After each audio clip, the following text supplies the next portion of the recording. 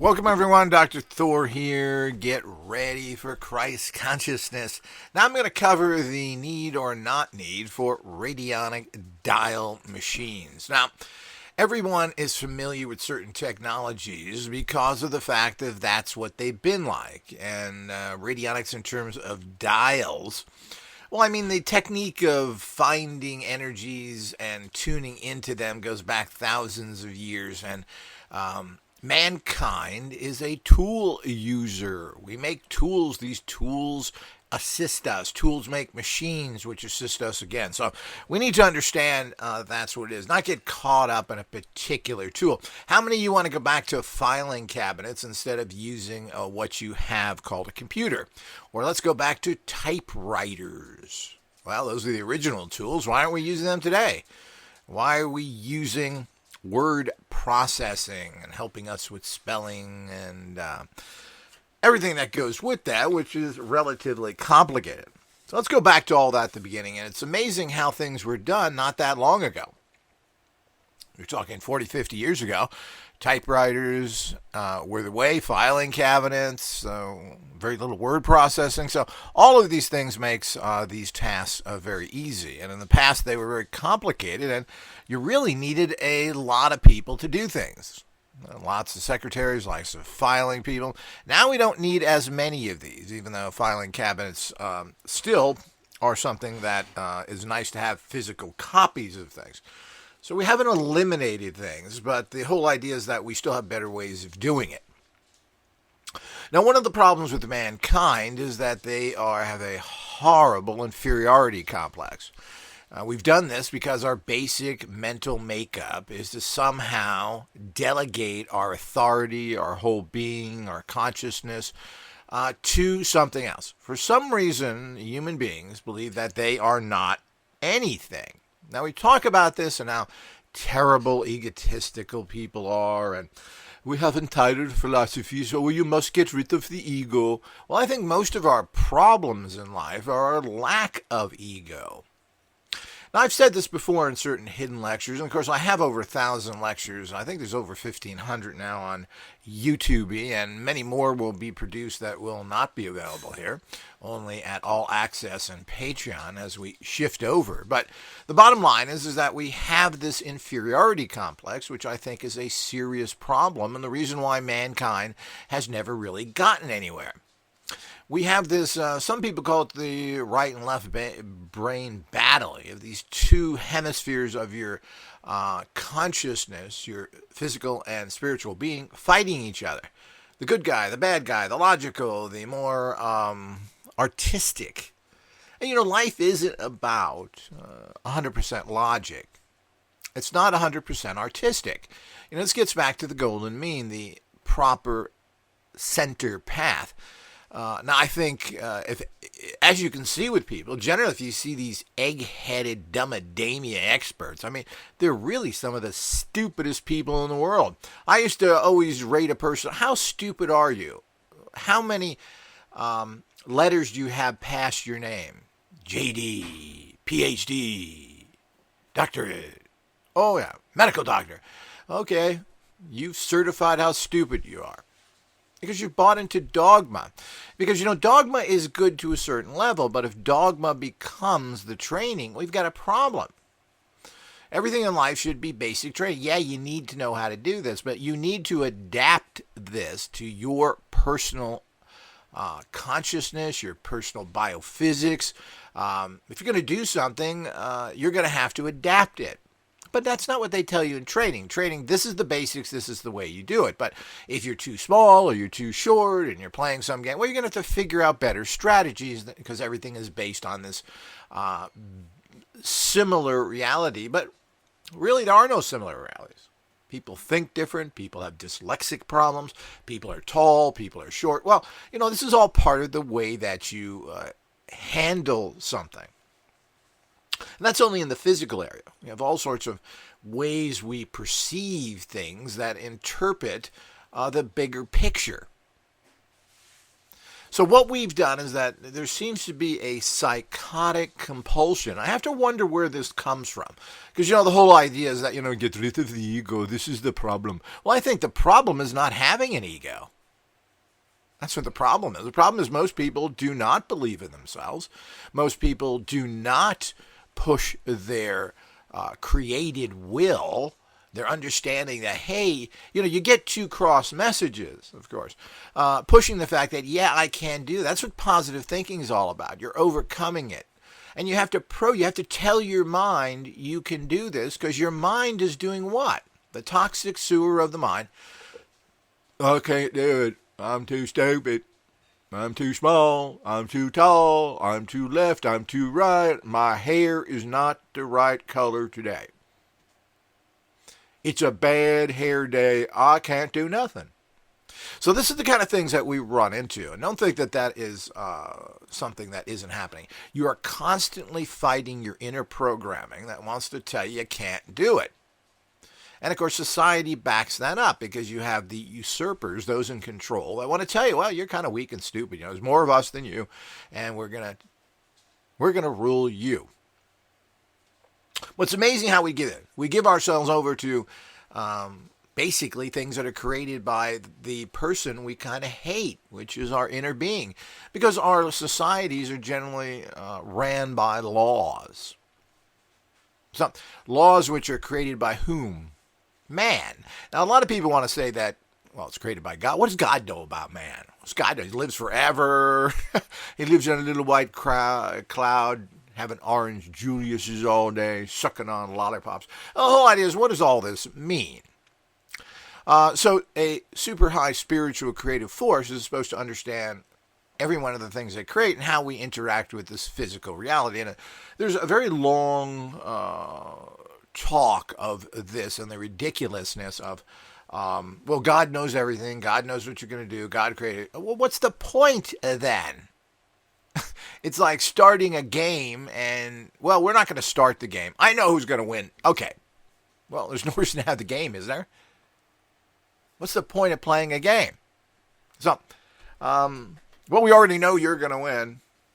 Well, we already know you're going to fail. Well, what's the point of starting the game? So, these kind of things are philosophical problems, conundrums, that are virtually impossible to figure out. I mean, in Zen, if a tree falls in the forest and no one's there, did it make a sound?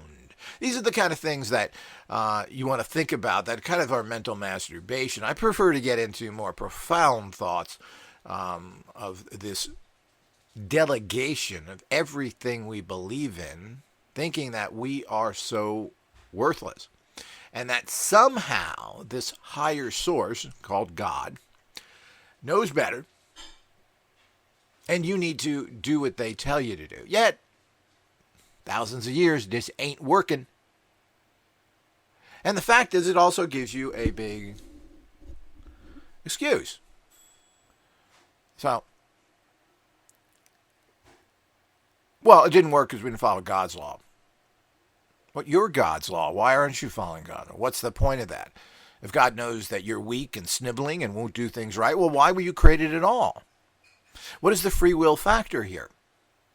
So all of these things mix into our reality of saying, well, we need something else. And we need to have a God. So you automatically delegate yourself to the fact that you're too stupid to do anything. We think, well, we can't run fast, so we make machines that go fast. The machines that we make and create, which took an enormous amount of time, work, and literally tens of thousands, you could even say millions. What does it take to make something? Let's say just a car. Just think of all the, somebody had to dig up that oil to make the tires, the rubbers, the metals, which are varied amounts. They have to dig them up. They have to haul them someplace. They have to be smelted. They have to be poured into molds. And all these things have to be designed. Who makes the molds? Who made the stuff to get the stuff out of the ground? Who made the shovel to dig that out there? If you connect this takes an enormous connected society. And this is where we all go wrong. We see this now in modern times to some degree because we're so connected now because we have so many different societies that make things for the greedy West at cheap prices, so the West don't make nothing. But the problem is when these other countries run into problems, have wars, or whatever it may be, we don't get the products, and nobody makes anything anymore. Well, this is really a very sick way of operating. People should be relatively independent. Why all of our medicines in the West should be made by the Indians and Chinese, people with very uncredible backgrounds, manufacturing quality levels, etc. To depend on that is kind of frightening, but we do. So the whole idea is you're delegating this. Now, you're so lowly, says it in the book here, you can't do nothing. You can't make any proper decisions, yet you're the divine species. God is in you. You follow God, you go there every weekend, then you come out and you run the guy down the parking lot, you treat your fellow employees and neighbors like garbage. Yeah, but I went to church. Yeah, I'm following the way. Yeah, hopefully the way to hell you're following, and you certainly have created a hell here. Now, we shouldn't be having statues of mythical comic book characters anywhere. People that never existed, and if they did, who cares? What did they ever do? I mean, to have Christianity say that mankind was taken care of and everything's going to be perfect because the Son of God allowed himself to be killed for your sins and for you. Well, that worked, didn't it? What kind of insanity is that? When does the death and the physical elimination produce something of a high level to change things? Generally, the minute good men die, their works die with it. Few people pick it up. It's the same thing with dictators. When dictators and tyrants are killed, well, generally, there isn't anybody to take up after them to the same degree at least. So individual men are super important. There's individual men that also, people, you could say, obviously this goes across sex, culturals, lines, race, etc. The other thing they want to keep telling you, but you want to believe that it's good that you can hate somebody else because of their sex or color, that's okay. And you'll find it in the little bookie that they put the color on them because they were evil. Isn't that what the Book of Mormon says?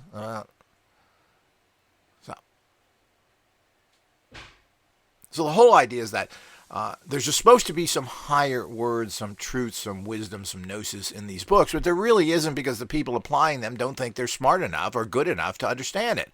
So you got to be told, you got to go to this building here, read this book.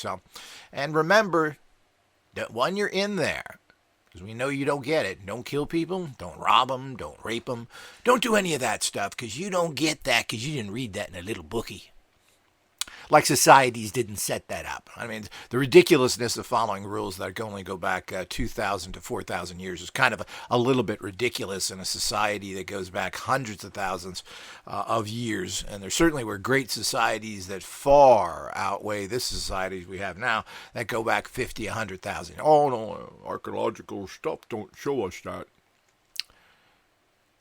They don't show us that because you're following the dogma from the schools, the dumbademia, that tell you that's not it. From what is shown by most archaeological digs, from what I understand, is the fact that so-called creation, so-called Darwinism, when you start looking at the fossils, they don't show that progression. We all believe that. It kind of makes sense. Things look kind of similar.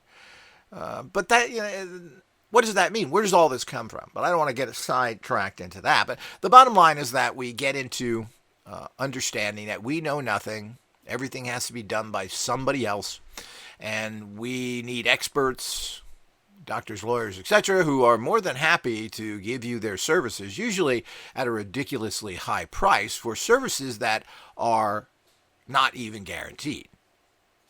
So a doctor practices. You don't go to your doctor. You should go to your doctor and he writes you a slip that says, we're guaranteed to heal you or no cost whatsoever. Good luck getting that. Have you ever went to an attorney? Unfortunately, I've been to too many. Have you ever got a little guarantee that no cost? But that still is not good enough, because if you go to a doctor and he kills you and, well, no charge, is that good enough? You go to an attorney, he ruins your life because he loses your court case. Okay, no charge. Well, I don't think that helps much. Helps a little bit, I guess. But, they're not going to be honest with you, telling you that these are not guaranteed anything. This is so dependent on other things. So these are all things you have to look at in the bigger picture of what's going on. And the whole idea is, by you thinking that you are somehow subservient to anything out there, is nonsense. You are a gnosis being, a Christ consciousness being in evolution. You are learning to get to a high enough state. And you shouldn't be believing anything. The only thing you should be taught in this life are the very basics. The rest of it you need to develop. I mean, you need to know how to properly read, properly write, do basic mathematics. These are essential in this life. And, one of the problems is people don't even get that. And most people have very poor skills, particularly those trained in America. Because even if you want a text message, you better know how to spell it. Most people can't. I'm surprised the kind of things that we get. Politicians, people that go to top colleges, and they misspell stuff. They misspeak. Kind of amazing that they went through these things. It's even worse for all the other slobs out there that didn't have a chance to go to decent schools because their teachers were too busy seeing who they could hump later. Like all those wonderful things you can look on the internet. Thousands and thousands of teachers are involved in this kind of inappropriate activity, basically illegal rape. So the whole idea is but you think that you are such a low-level entity. So how could you possibly understand you shouldn't rob and rape somebody? You got to put that in the book there. I didn't know nothing about that. I was just out last night robbing and raping, and I thought it was fine. It was fun. So, all societies know this, and you as an inner being know this, but you want to delegate your consciousness over to some book of confused gobbledygook nonsense written by a bunch of really psychotic people who wrote all these holy books. Buddha was supposedly, if that's a real story, which I don't believe it is a real story. Buddha is a title, like a priest. It wasn't Mr. Buddha, can you help me? But the point is that this is a title, and he was a rich kid who came to what a convenient story. So it's a rich kid who figured out, and then he went through all these things to enlighten himself, to reach a higher state of understanding. And I believe this is very critical to know. But that understanding isn't coming from the fact that you can reach the Buddha head, that you can understand these type of things, otherwise known as Christ consciousness, gnosis, etc. I hope people understand that. Is how valuable you are. So, but we always think that we can't do anything. So because we can't run fast, we build cars, so cars are superior to us. Well, a car can go 100 miles an hour. You can't go anywhere close to that. So in terms of moving, the car is superior to you. Well, not really. It's a very primitive functioning tool. You basically have an engine that spins wheels. So some sort of contraption that is making the wheels go faster. But all of that had to be designed. Few people understand how all this works, and people don't understand how primitive things are, like crossing the United States in a covered wagon. A covered wagon? I don't like it in my luxury car when I go on a bumpy road. Imagine when you had no roads, and you've got a wagon which virtually has no suspension on it, which is basically a wooden tray with wheels on it. Whoa. And of course, a lot of these tools we've used for hundreds of years, mostly because instead of saying, hey, we can do this better, let's looky in the bookie. There's nothing in the bookie about the wagony.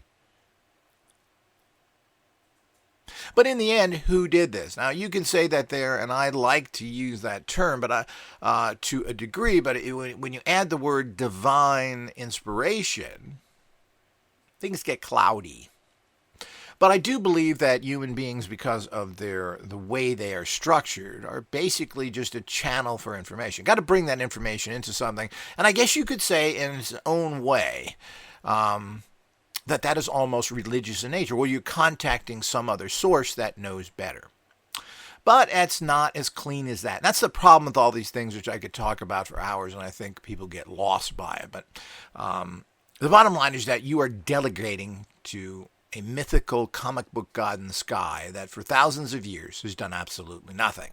And you don't think you're good enough. You're going to have to change that, because that's not how the new technology, new physics, subtle energy physics, is about you doing everything.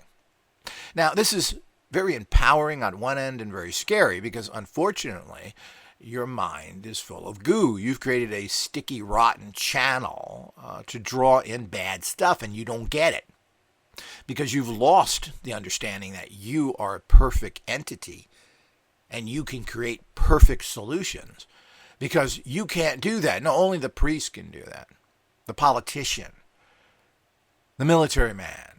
Only they can do those kind of jobs. Well, when we do that, we're creating a class of corruption. Now, when it gets down to radionics, it's the same thing. So you don't, you think that you need dials to come up with certain. This is the way machines are looked at. Well, this really isn't true in the bigger picture. Yes, they've done it this way, and these machines were originally made for doctors to sell to their patients, or they even will direct. Now, Abrams, I don't know if he ever sold machines directly to patients or not. You know, all this stuff. It's amazing how it's very difficult to track down anything that happened even 100 years ago. And when technologies are destroyed, people are disgraced, all sorts of things are difficult to find. Of course, it's nice that we have some physical records, but how do they fit? I mean, I've got machines that I have no idea how they're originally used. These machines were destroyed. I remember when I lived in Connecticut for several years, where we obtained what is called a player piano. And a player piano was a regular piano that you put rolls in, manual rolls, and you would then pump the you would have pedals at the bottom, and it would be an air that would push through this roll, this piano player roll that you inserted in the machine, kind of like a cassette tape to a degree, but much bigger. These rolls are at least a foot long, and they have holes in it, and this would trigger the keys. What an amazing invention that is. So you would pump the pedals, and it would play the song, whatever that is. You can make a song for anything, because the actual keys that would go down and trigger the piano would have that. That's what the hole would do. Fascinating. What an invention.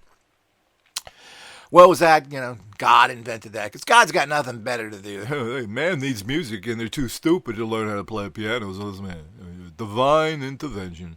Well, we have to be very careful here. Most things are divine inspiration. No, because you can't figure anything out if you keep thinking in the closed world reality. So when it comes to numbers, we have to understand what dialing radionic machines mean. Dials are plain and simple representations. These are not counting numbers.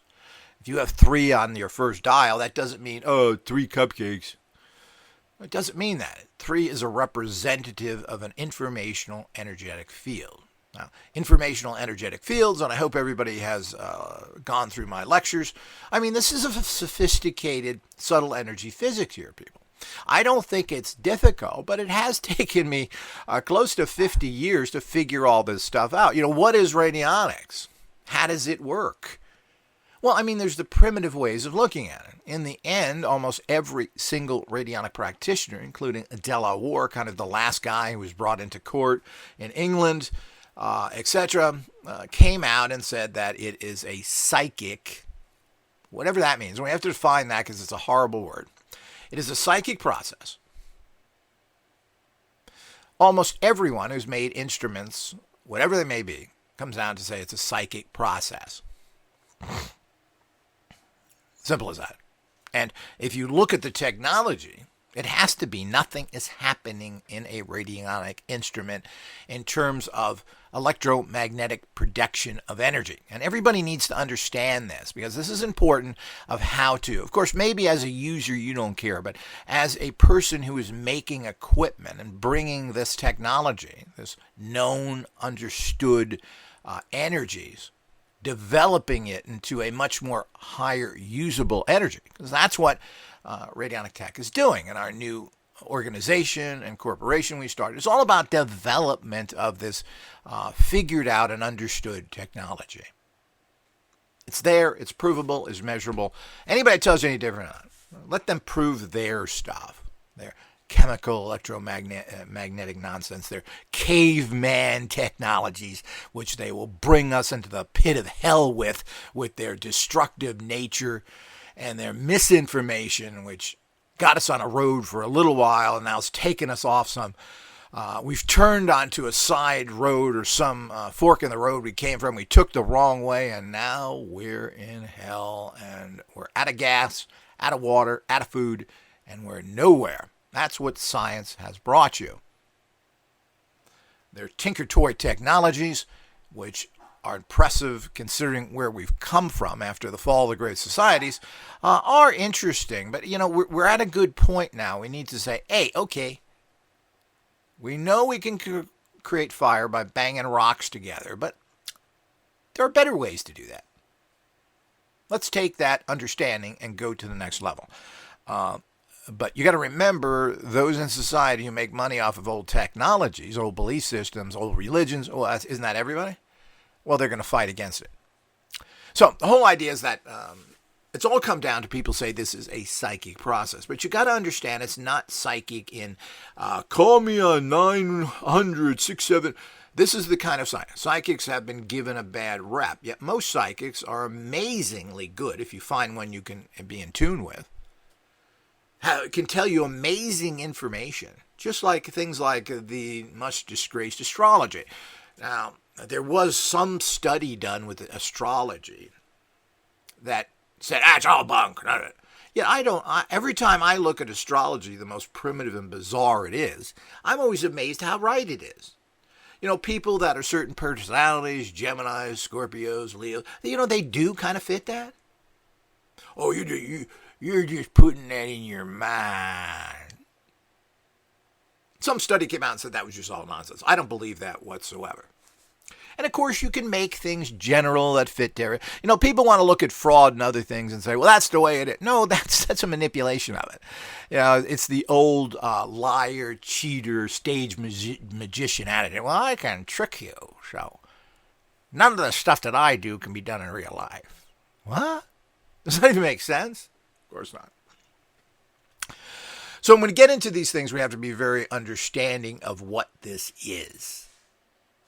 And these things are not complicated. My new course coming out, which hopefully will be grinding out finally in the next few months on subtle energy physics, defining it, telling everybody what it is. And of course, my new course on radionics, which will be much more detailed. Now, the old course on gnosis and radio, these are excellent. These are foundations you need, and that's still part of the course. You're going to have to go through those as well. But we will need to move into those into a better understanding.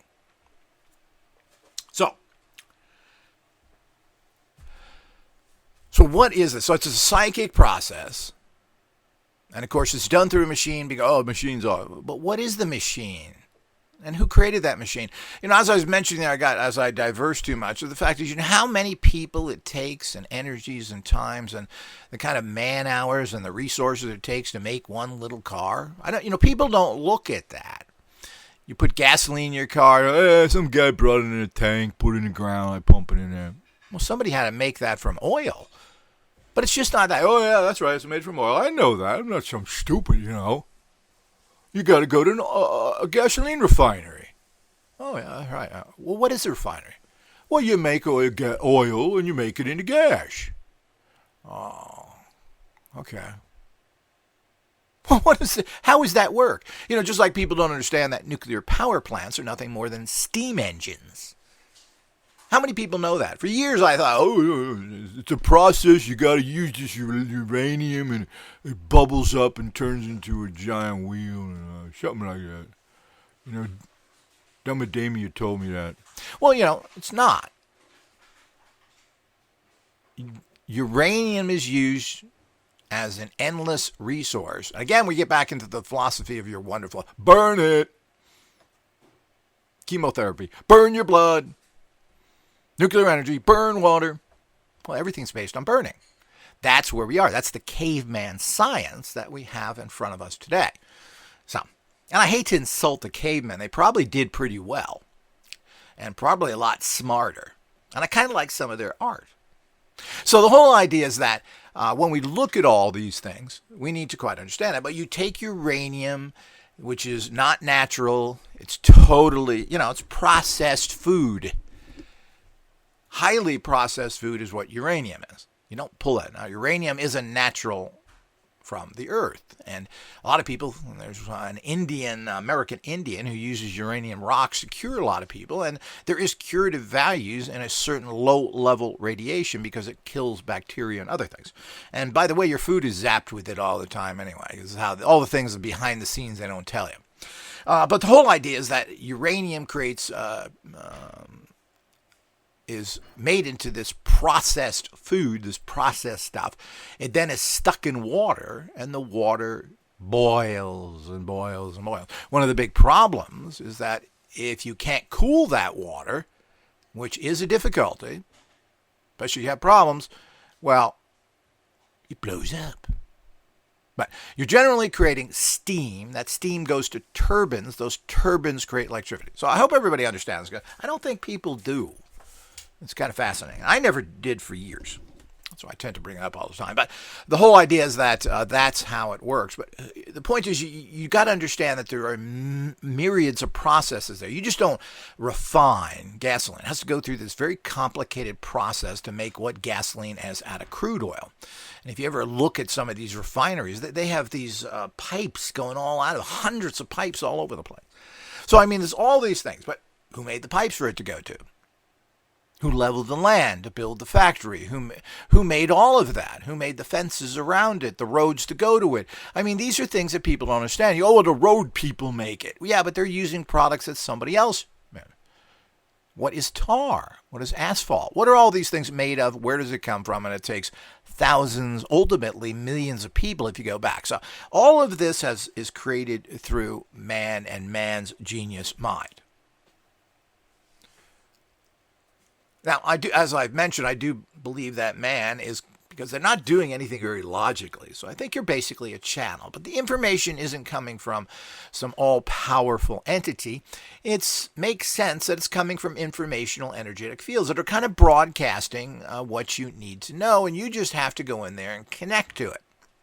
Now, I don't think it has anything to do with the mythological comic book character that so many people call gods. And as I said, it's the major religions, it's all the other it's all of them, from the pagan beliefs to what is more sophisticated beliefs. So all of this stuff, they all believe the same thing. Some entity out there controls something. And of course, you are built in because you're an inferior species that you have to go to somebody who's better than you. This causes the problems of everything, which is totally nonsense. So everybody's created this. Everybody works together on this planet. Everybody's important. Do people get things more than others? Well, if they were taught properly from the beginning, they would be able to make better decisions and be less destructive. But they're warped by these perverted books that preach all sorts of nonsense. And then they take basic information, and what they do with it is they pervert it into what fits. So all of these religions we have been highly changed since the beginning. There's no original religion. And then there's offshoots of the offshoots. So if you're a Christian, I don't know, aren't there thousands of Christian sects? Islam has two major belief systems which are radically different. And what do? They fight each other. And this didn't happen thousands of years ago. The Iraq-Iran war, I think, tens of thousands of people. I'm trying to remember the numbers. Why do I think 20,000? I think it was more than that. I think there was like 100,000 people killed. Here are people that believe the same thing, and we consider Islam to be so radical. Yeah, radical against each other. And he said, well, you don't kill other good Muslims. Here we go. Look for the words. Distort them how you want. And of course, that's what everybody does. So they take the unclear, which they're meant to be. These books are not really meant to be 100% clear. They're made to adapt to what's ever happening at the time, which makes sense to a degree unless you're corrupt and evil, and then you adapt it to your corrupt and evil ways. As you can see how things get very confused and diffused here. But as long as we're going to think somebody else is going to solve our problems, which is we delegate our empowerment, as I said, over to doctors, lawyers, and other people. And now things are becoming so expensive that people are taking back their power because they're forced to. But it's a very complicated situation what we have to look at. So the point is that you have to understand that you are the ultimate channel to the universe, to informational energetic fields, a sort of godlike neutral energy. It don't make things, it ain't guiding you, it doesn't really care what you do. But if you seek as a higher person, and that's the only way it would work, if everybody who is the most scummiest people on the planet were able to get all the information super easy, then of course we'd have a problem. But I think it may be a little bit too easy. I think that the robber barons, the psychotic people, that scientists in particular, that have messed up this entire world, I think it's too easy to get at least very toxic, deadly technologies out there. It's amazing the kind of destructive weapons we have, yet we really don't have anything to cure anything. We don't even have basic medications to cure viruses, as we found out so blatantly in the last few years. But there's nothing new about that. This is not new. We have nothing to cure anything to speak of. We have some pretty pathetic treatments. And that's what we do. That's what is defined by the Drug Administration. Is medications are for the treatment of symptoms. So the whole idea is you're treating symptoms. That's what medications are. They're not talking about this is for the cure of, which is right because medications don't cure you. But they're not even thinking that this will do that. They've already made that's what the statement is. You have certain problems. Let's say you have high blood pressure, you take medication. Well, that's for the symptoms of high blood pressure. So we bring those symptoms, we change them. Which, is a good idea to do initially so you don't get any kind of damage. But the point is that they're telling you right there they're not trying to cure anything. So this is, again, how we short-circuit ourselves. So you're so stupid you have to look in a book that's confused that was written thousands of years ago in some goofball language, which is shrouded, of course, for who can figure it out? Well, you got to pay the priest, the rabbi, the minister, the caliph. You got to pay them because they know it because you're too stupid.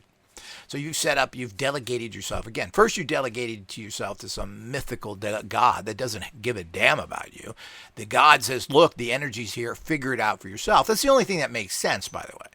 Because if the world is messed up and there's somebody's in control of it, then that guy is in big trouble. We need to hunt down these gods, and there's the people we need to imprison or execute because they're doing a pretty bad job. But we delegate these things to priests and other people who are nothing more than corrupt people making money off of you and preaching a dogma that they've been told to. So this is all the problem. So nobody is allowed to go to higher levels and think, and so forth. So this comes in with the fact. So you need dials. You need to turn a dial to a number because this is creating what on a machine? Let's get back to that as I've diverged so much here. Well, what you're creating is a symbolic number for an informational energetic field. So if you're creating something like success, and again, this varies, is there a general rate for success?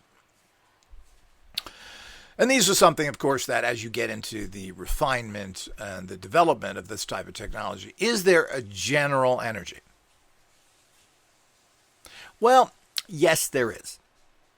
And no, there isn't. I mean, this is the problem with anything when you really get into it. Well, what is success? Well, you're trying to have school success, business success, success in music. So this is where everything changes. Now, part of that energy is all the same. Success energy is success energy. It's going to make something happen in your life, and you bring that energy into you. and channel it to where you want. So that's why general rates do work that way. So you can't figure that out, can't bring it. So you have to bring these energies into you. These are the energies that make everything happen. Now, you do this through your higher consciousness, your higher self.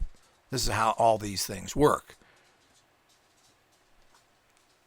Because this is the grand energy that makes everything happen.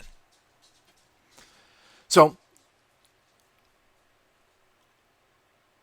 but ultimately, you have to determine the exact informational energetic field for your exact purpose, which is a little bit different than everybody else's. But a general something.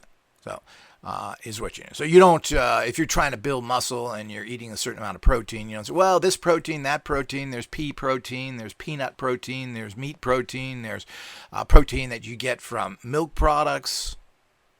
It's all protein, and generally it does the job. But, some of this is going to work better for you than others because of the way your system works. But in general, yes, there are rates for everything that can bring it. There's also energy fields. One of the most important things with the new level of subtle energy physics is that it's just not a number. It's important to have something, the number, placed on a informational graphic field, otherwise known as a sigil field. So you've got all this energy in the sigils, and you define it by the number so you can grasp it better. It's kind of hard to grasp all these sigil energies in terms of comprehending them because they're at a very high level and they're pictographic in nature, which is the way the mind works. So when you come in there, you've been told not to do it that way. What do you key into better? Well, those energies are very important, but you have to tie them into other things. That's why in our radionic templates that we offer for sale, there are pictographic empowerment sigils that are the foundation for it, and we put the numbers on top of those. Now, these go back through society, everything, let's say it is for money. So those pictographic images underneath there are images of things that are money and represented it from pretty much every tradition I can find them from. So you get representations. They may be sigils themselves. There's ancient sigils that mean money, success, but there's other symbols that mean that as well. These symbols of money, the dollar sign, the pound sign, whatever it is. So you put all these things together in these bigger sigil packages. Then, when those are all put together, you generally then put kind of a pleasing or interesting image on top of all that stuff. That's what a sigil is. So what you see is not what you get because there's everything underneath there. We also like to put eyes and so forth, stargates, vortexes, etc. So in the center of that sigil, generally I use eyes and other things. Now this is to get your attention. If you look at something and it has an eye on it, it's impossible not to look directly into that. And that's, of course, how you connect to the energy in it.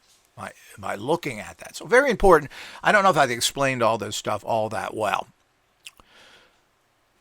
So you do that, or if you look at a vortex, you're drawn into an image that kind of, because they're designed with even optical illusions to kind of suck you into it. And that's the whole idea. You're being sucked into that energy. It still has to go through you and manifest at a deep level. Well, how do you do that? Well, this has always been one of the problems by using these informational energetic fields that we combine you with for a particular purpose. One of the problems is how does that energy go into you? It's kind of like taking supplements. It's not what you take, it's what you absorb.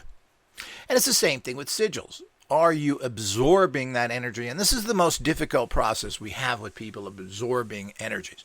So the whole idea is you hold things, you meditate on them. When you have one of our particular sigil energy cells, you look at the eye. You're being pushed into that. You're drawn into it. And slowly, over use, it starts to integrate into your energy fields and start producing that. So if it's for success or protection, it's going to start doing that to a lesser or greater level, depending on how you can integrate these energies into your biofields. So how much of it sticks? And part of the process is believing in it, number one. If you don't believe in things, you just shut it off. So people, well, does it work or do I have to believe in it? Well, isn't working believing in something? Well, if you have to believe in it, it's just a mind thing. It's a placebo.